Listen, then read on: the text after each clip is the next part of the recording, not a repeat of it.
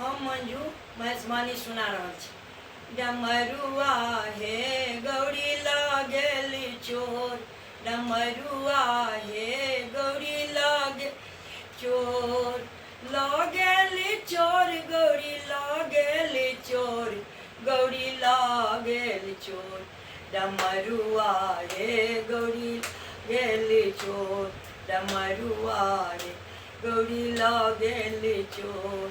एक बात कहब गौरी शंका अछि मोर, एक बात का गौरी शंका अछि मोर, तोर बाप डमरू चोरा लेलनि मोर, गौरी लागेल चोर, तोर बाप डमरू चोरा लेलनि मोर, गौरी लागेल चोर, डमरुआ हे गौरी लागेल चोर, डमरुआ हे गौरी लागेली चोर।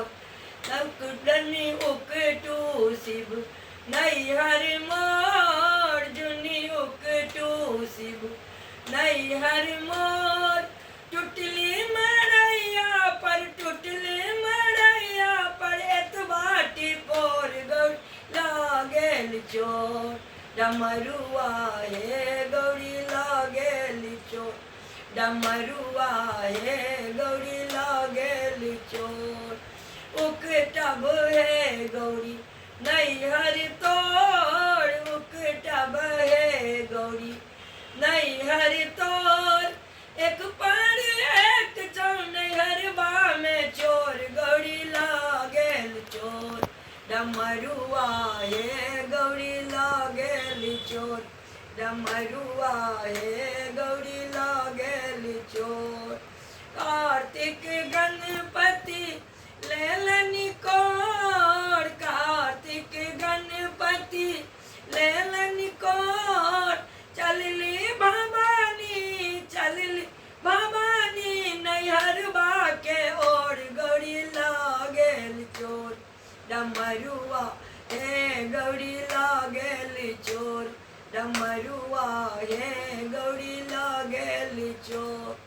10 5 सखी शिव लेला बजाय, 10 5 सखी शिव लेला बजाय, रूसल भवानी के रूसल भवानी के लेलन मनाय, गौरी लागेल चोर, डमरुआ हे गौरी लागेल चोर, डमरुआ हे गौरी लागेल चोर, डमरुआ हे गौरी लागेल चोर।